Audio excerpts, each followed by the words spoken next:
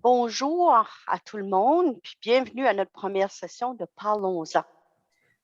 Puis ça, c'est une activité qui nous permet à la CSM du Nouveau-Brunswick de s'asseoir avec d'autres partenaires qu'on a avec nous pour discuter de sujets pertinents. Puis le mois de février, on sait, c'est le mois de sensibilisation au suicide au Nouveau-Brunswick. Puis il s'agit d'une occasion de sensibiliser les gens à un sujet qui nous touche tous. Que ce soit de près ou de loin. Puis un sujet pour beaucoup de gens, c'est un sujet qui est difficile à aborder. On a de la misère à parler de ça. Puis ce qu'on veut faire, c'est d'en parler ouvertement avec nos panélistes aujourd'hui. Puis j'aimerais prendre un moment pour vous présenter nos invités. Je vais vous présenter Muriel Doucet, Charlene McLean. On a aussi Sophie Leblanc. Puis elles sont les coordonnatrices de la prévention dans notre province. On est quand même chanceux d'avoir ces gens-là au niveau de la province qui vont parler au niveau de la prévention puis de la promotion au niveau du suicide et de la santé mentale. Aussi, j'aimerais vous présenter ma collègue Denise Miller, qui est de la région de Westmoreland et Albert au Nouveau-Brunswick. Puis, je vais me présenter aussi. Mon nom est Cécile Goulette. Je suis de la région du Restigouche, la zone 5. Moi et Denise, on est toutes deux coordonnatrices de programmes communautaires pour l'Association canadienne pour la santé mentale du Nouveau-Brunswick. J'aimerais commencer cette discussion-là. Puis, je vais commencer avec Charlene. Charlene, est-ce que tu peux nous expliquer, c'est quoi votre rôle dans les communautés que vous desservez? Ça fait que les rôles des coordinateurs en prévention peuvent varier d'une région à l'autre selon la démographie et les besoins qui sont identifiés dans les communautés de la province. Nos rôles en général sont d'accroître la capacité communautaire en développant et en améliorant les partenariats qu'on a dans les différentes régions. Certaines actions peuvent consister à présider les comités régionaux de prévention de suicide ou à coordonner les initiatives régionales de la résilience. Ça fait qu'on peut offrir des formations, on peut initier des campagnes de sensibilisation tout au long de l'année. Dans certaines régions, on crée des groupes d'entraide ou de soutien. En septembre 2021, la Commission de la santé mentale au Canada a annoncé l'expansion de son initiative communautaire de prévention de suicide, appelée Enraciner l'espoir, qui est conçue au Canada, en accueillant tous les coordinateurs de la prévention du Nouveau-Brunswick dans leur programme Premier Adepte.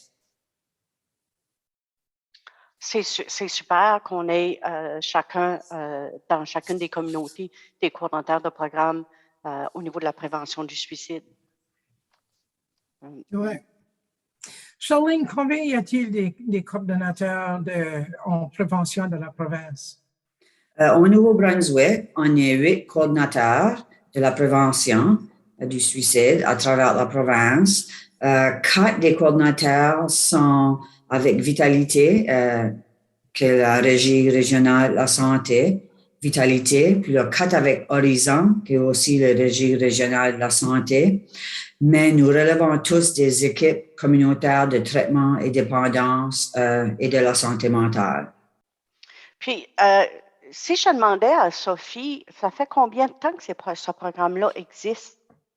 Oui, les coordonnateurs en prévention ont commencé à joindre nos équipes de traitement des dépendances de la santé mentale en novembre 2018. Puis, je dirais que ça a été probablement jusqu'à la mi-année 2019 que toute l'équipe soit complète puis qu'on commence à travailler ensemble. C'est un bon partenariat, je trouve, que les deux soient combinés ensemble. Super. Absolument. Sophie, pourquoi est-il important pour nous d'avoir une conversation sur la sensibilisation au suicide? Bien, vraiment, des conversations ouvertes sont nécessaires pour vraiment avoir une prise de conscience dans l'espoir de réduire la stigmatisation qui est encore trop présente, des tabous qui est associée au suicide. Il est important de fournir une éducation sur les signes, les alertes rouges, les ressources disponibles pour s'assurer que les gens peuvent reconnaître si une personne envisage le suicide, puis qu'ils peuvent demander de l'aide et du soutien. Connaître les signes avant-coureurs et comprendre les facteurs de protection peut vraiment faire la différence. Parler du suicide, c'est parler de la vie. Hein? Ouais. C'est de leur rappeler d'autres options, telles que rester en sécurité et avoir de l'espoir. Nous voulons que les personnes qui ont le mal de vivre se souviennent que les choses peuvent changer et qu'espérer que la douleur s'atténue, c'est possible. C'est vrai, puis en parlant aussi, ça aide à atténuer la douleur ou la souffrance que les gens vivent. Muriel, si que je me tourne vers toi, puis je te demandais, est-ce que tu trouves qu'il y a eu une augmentation de suicides depuis les débuts de la COVID? Est-ce qu'il y a eu une augmentation? Est-ce qu'on a des statistiques par rapport à ça ou est-ce que vous avez remarqué ça? C'est vraiment une bonne question, mais je le sais qu'il y a plusieurs personnes qui se questionnent là-dessus. C'est une préoccupation commune, mais il est un peu tôt vraiment pour savoir avec certitude quel impact la pandémie va avoir lieu ou a eu lieu sur le bien-être et la santé mentale des gens, puis aussi à long terme.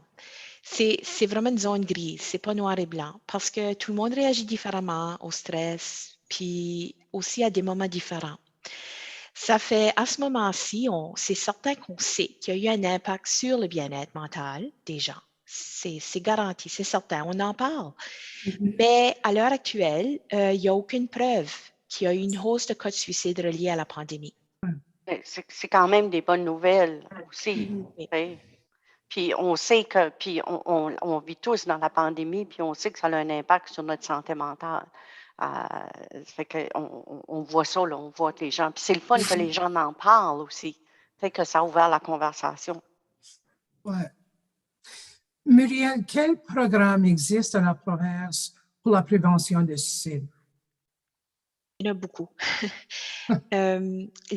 Probablement ceux qui sont le plus en demande, les plus communs ou les plus connus sont des programmes qu'on appelle programmes de sentinelle, qui offrent des outils pour aider à avoir des conversations directes à propos du suicide. Il y a le programme Safe Talk, qui est un atelier de vigilance à l'égard du suicide. Il y a l'atelier 2 jours ASIS, qui est la formation appliquée en intervention face au suicide. Il y a aussi un nouveau programme qui s'appelle The Ask Workshop, l'atelier Ask, qui est pour ceux et celles qui travaillent auprès des enfants de moins de 14 ans. Puis c'est à propos du risque suicidaire possible chez ces jeunes-là. Il y a les premiers soins en santé mentale, qui est un autre programme de la Commission de la santé mentale du Canada, qui est un atelier de 2 jours qui a vraiment des points de repère importants au niveau de sensibiliser à propos de la santé mentale. Puis, sans oublier certainement toutes les séances de sensibilisation que vous, chez l'ACSM du Nouveau-Brunswick, que vous offrez. Alors, du côté éducation, ça c'est juste un exemplaire des choses les plus communes qui sont présentées à travers la province. On a aussi le programme Le Maillon, qui est un programme qui aide à aiguiller les gens vers les ressources appropriées, qui est aussi dans différents coins de la province, qui est un super de bon programme que ça fait plusieurs années qu'il existe. Et une des journées les plus importantes qu'on souligne à travers notre travail, c'est la Journée mondiale en prévention de suicide, qui est honorée le 10 septembre à chaque année. Puis ça, c'est à travers le monde entier. Alors, puis ça, c'est juste un exemplaire. Écoute, il y a vraiment beaucoup d'activités qui sont coordonnées, soit par les coordonnateurs en prévention ou bien avec les comités de prévention suicide qu'on va parler de tantôt. Chaque zone de la province, chaque région organise différentes activités à différents moments de l'année. Puis c'est tout pour essayer de créer une plus grande conversation autour du suicide et sensibiliser la population en général. Parfait. Parfait. Puis je suis sûre, dans ces programmes ici, vous avez besoin aussi des bénévoles. Ça vous aide. Oui.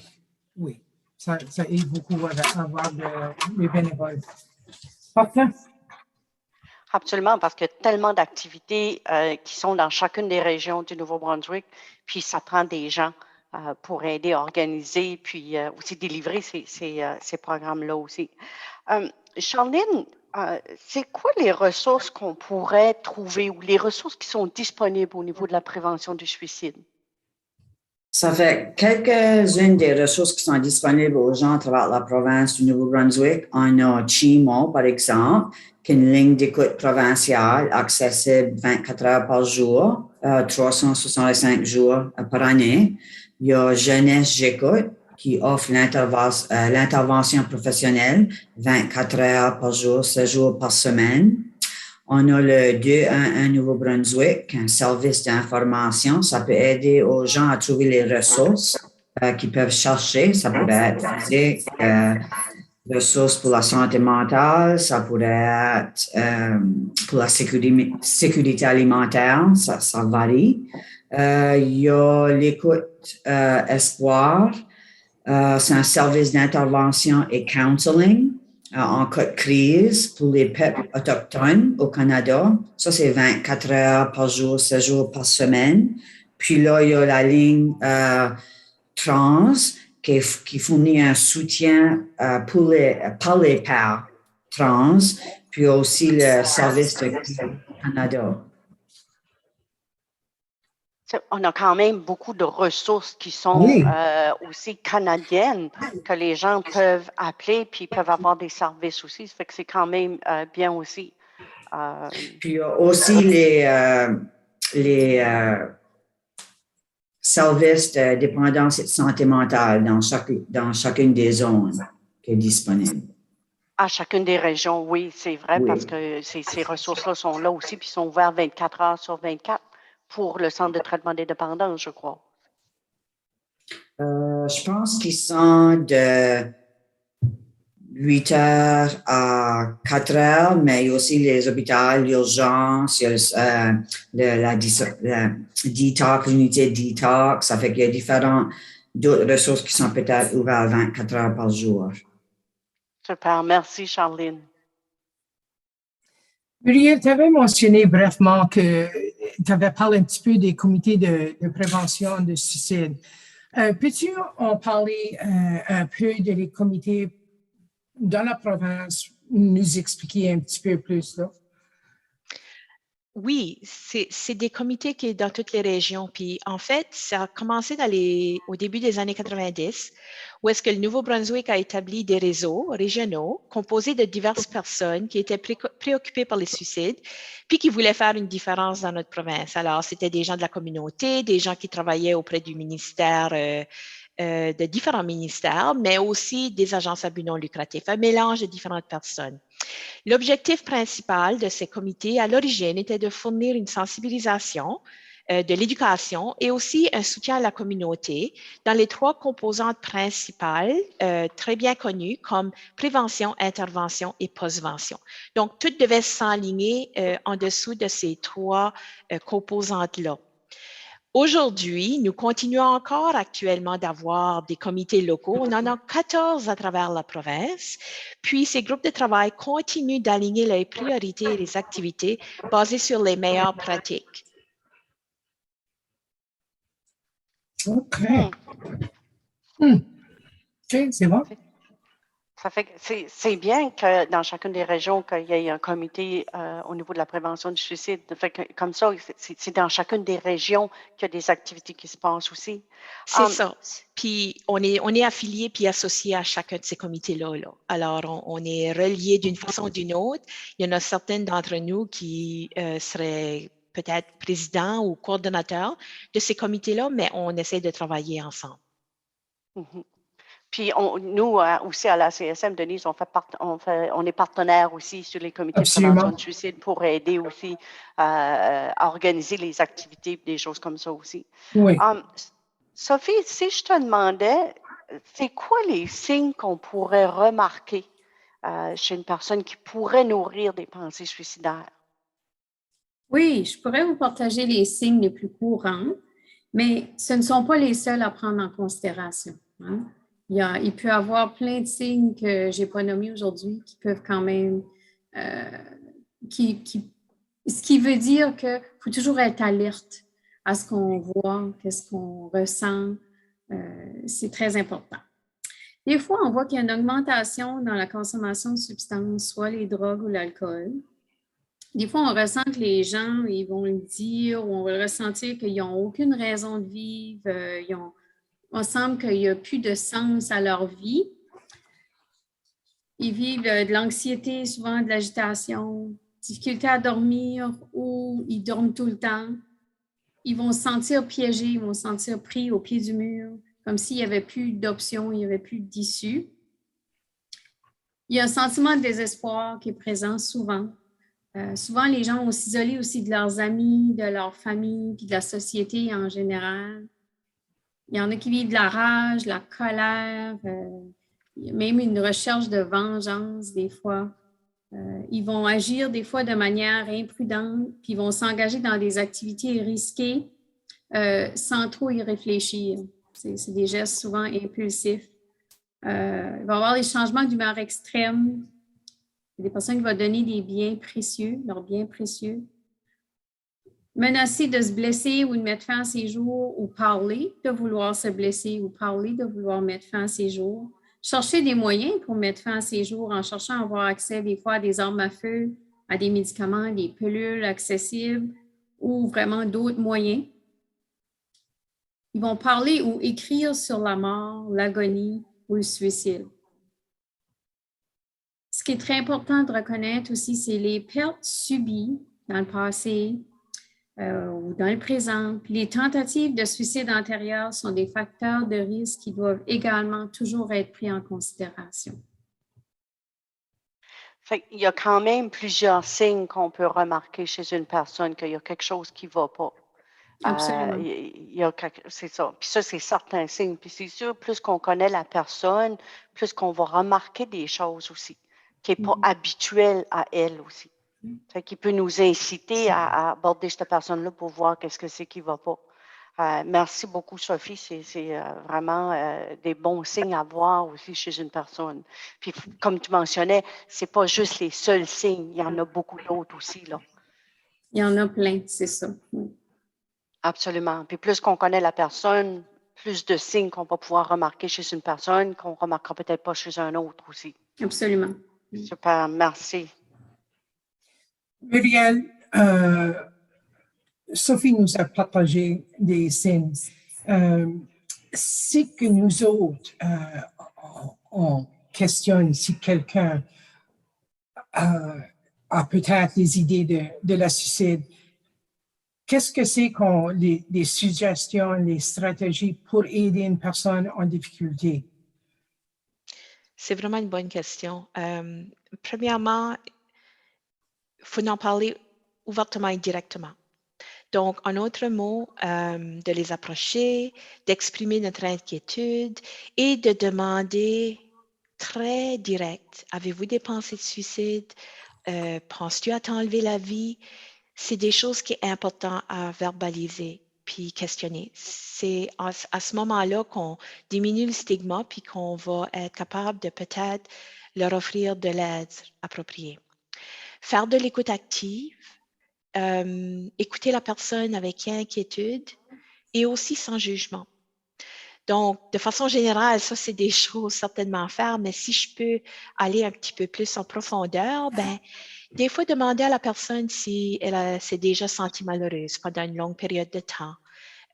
Et puis aussi la rassurer que si oui ou même si c'est non, que c'est possible que ça peut changer.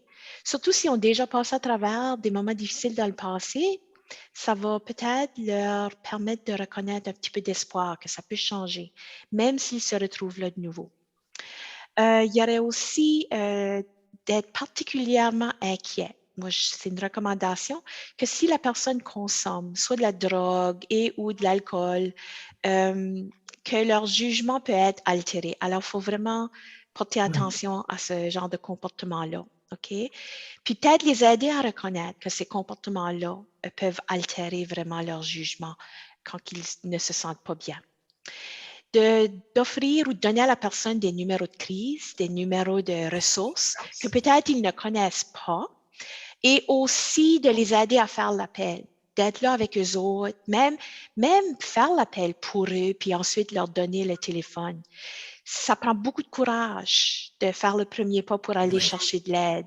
Alors ça, c'est vraiment une démarche qu'il ne faut pas avoir peur de s'avancer puis dire, regarde, là, je vais le faire avec toi, je vais le faire pour toi, je veux vraiment t'accompagner dans cette démarche-là. Rester avec eux autres, faire quelque chose ensemble. Des fois, ça peut être une distraction. C'est sûr, ça ne va pas nécessairement peut-être diminuer ou altérer les pensées qu'ils vivent, mais des fois, les distractions peuvent les aider un petit peu à ressentir un petit peu d'espoir et reconnaître qu'ils ne sont pas seuls. Alors, c'est quelque chose des fois qui peut les aider comme dans le moment. Et si la personne envisage de se suicider ou le considère et vous a partagé ça, puis refuse d'obtenir de l'aide et ne semble pas vraiment, vouloir s'ouvrir à vous autres, puis que vous êtes vraiment inquiet, puis vous êtes capable, vous autres, d'appeler un service d'urgence ou une ligne de crise pour deux choses. De un, pour recevoir de l'aide que peut-être vous avez besoin parce que ça peut être vraiment dérangeant d'essayer d'aider quelqu'un ou de voir quelqu'un se sentir comme ça puis être super inquiet, mais aussi pour aviser quelqu'un d'autre que vous êtes inquiet pour cette personne-là, pour voir s'il y a quelqu'un d'autre qui peut intervenir d'une façon ou d'une autre. Ça fait ça, c'est des choses comme quand même assez générales, mais comme Sophie mentionnait tantôt, c'est juste une aperçu là, de choses. Là. Il y en a certainement d'autres qu'on pourrait vous apporter comme idée, là. Mais je voudrais aussi mentionner peut-être des petites phrases ou des choses qu'on peut dire. Parce que une des choses que j'entends souvent, c'est que les gens disent, ben, je ne sais pas quoi dire quand quelqu'un me parle de ça, je ne sais pas comment réagir. Ben, des choses très simples, très facile d'un sens à dire parce que ça ne met pas beaucoup de demandes sur nous autres comme aidants. Ça serait des choses comme suivant. Juste de dire, je suis là pour toi. Tu n'es pas tout seul. Je veux t'écouter. Je suis ici. Je veux t'entendre. Parle-moi de qu'est-ce qui te dérange. Puis juste parlons un petit peu, juste pour voir si ça peut peut-être t'aider ou bien si on peut trouver une façon d'améliorer les choses. Donc, comme vous voyez, il n'y a aucune question de là-dedans. C'est juste des énoncés pour juste valider, aider la personne à ne pas se sentir tout seul, puis juste être dans le moment présent. Puis, une des choses aussi à se rappeler, c'est qu'on n'est pas obligé de dire grand-chose des fois. Juste la présence peut faire une grosse différence.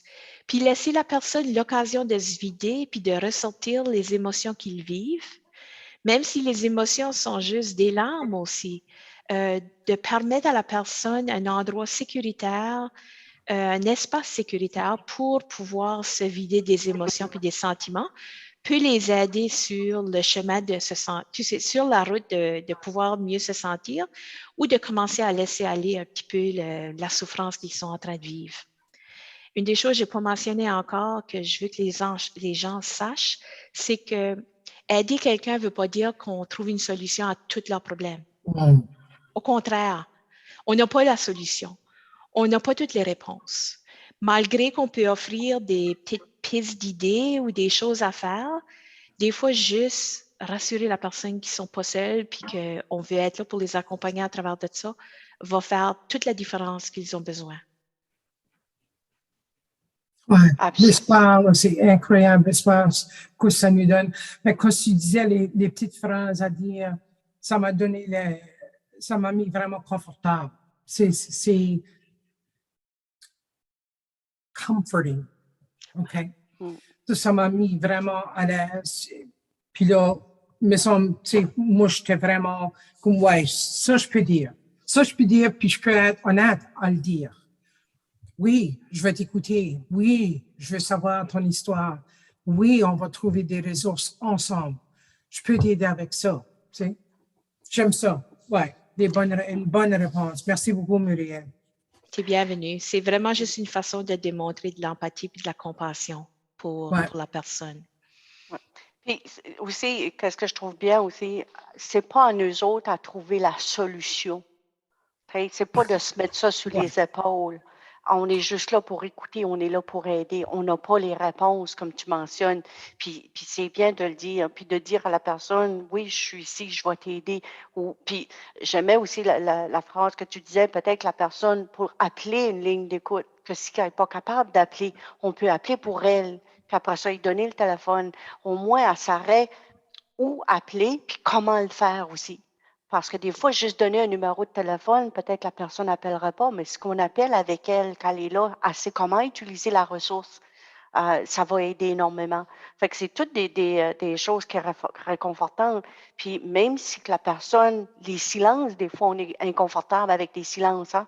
Puis des fois, juste laisser la personne repenser, mettre de l'ordre dans ses idées aussi. Ça peut prendre un peu de temps parce qu'on peut voir quand une personne est là en train de choisir entre la vie et la mort, c'est beaucoup dans sa tête. C'est beaucoup, c'est une grosse décision. Ça fait que c'est mêlé, c'est embrouillé.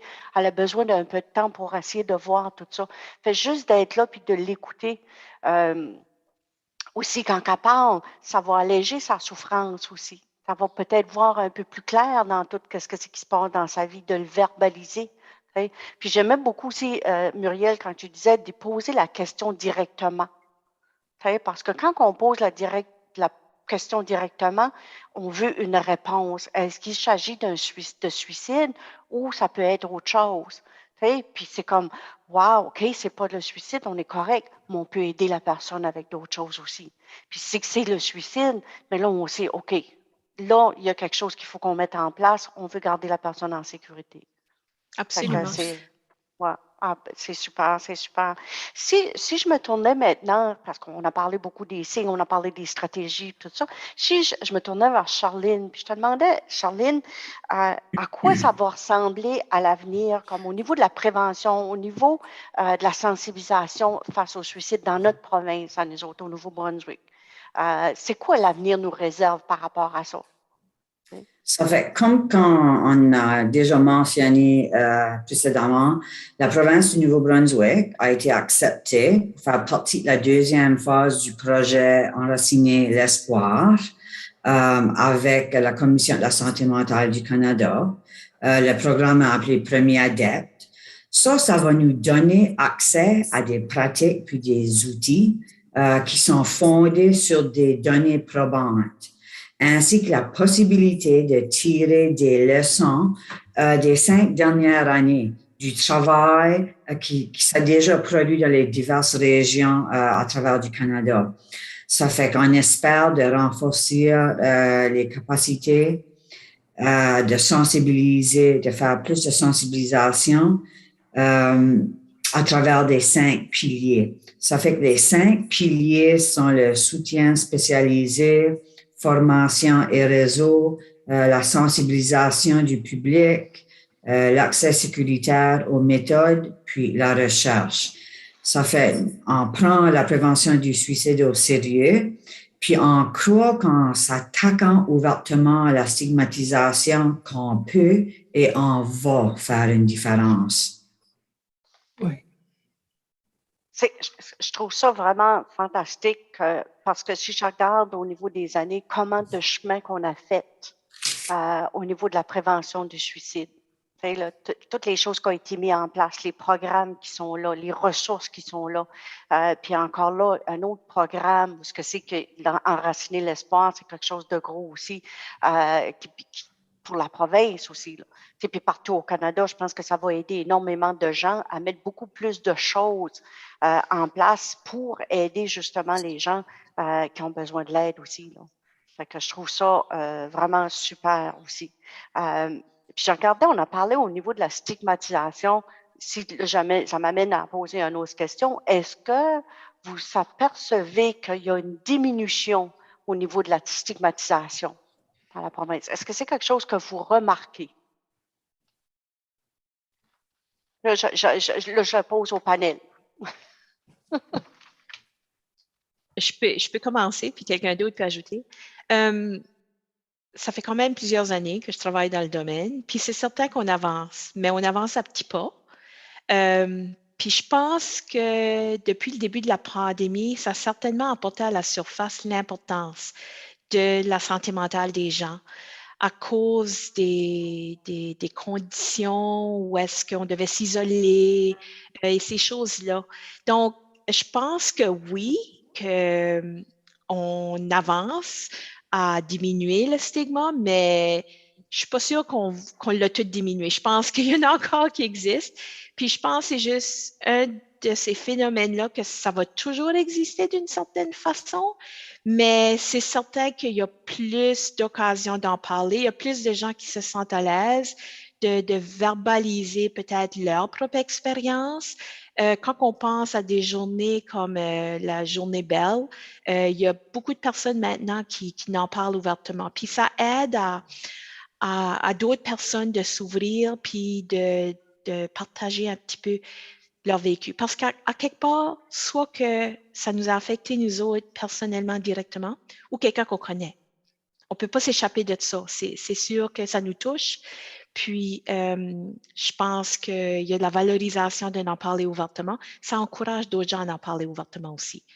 C'est sûr, moi, je ne connais pas les statistiques, là, mais je le sais que depuis la pandémie, là, c'est certainement, ça a été un des sujets chauds, un des sujets que les gens en ont parlé, comment est-ce que la vulnérabilité a vraiment venu à la surface. Absolument. Puis je pense que probablement dans les années à venir aussi, on va voir l'effet de la pandémie qu'a eu sur la santé mentale des gens aussi. Mais je trouve que, puis on mentionnait, la pandémie, c'est quelque chose qui a été difficile, c'est difficile pour tout le monde. Puis autant négatif que ça peut être, il y a beaucoup de positifs qui sont sortis, je trouve, de la pandémie par rapport aux gens qui vont en parler plus, qui vont appeler pour aller chercher de l'aide. La conversation est beaucoup plus ouverte. Il y a beaucoup aussi, tu parlais de belles causes pour la cause.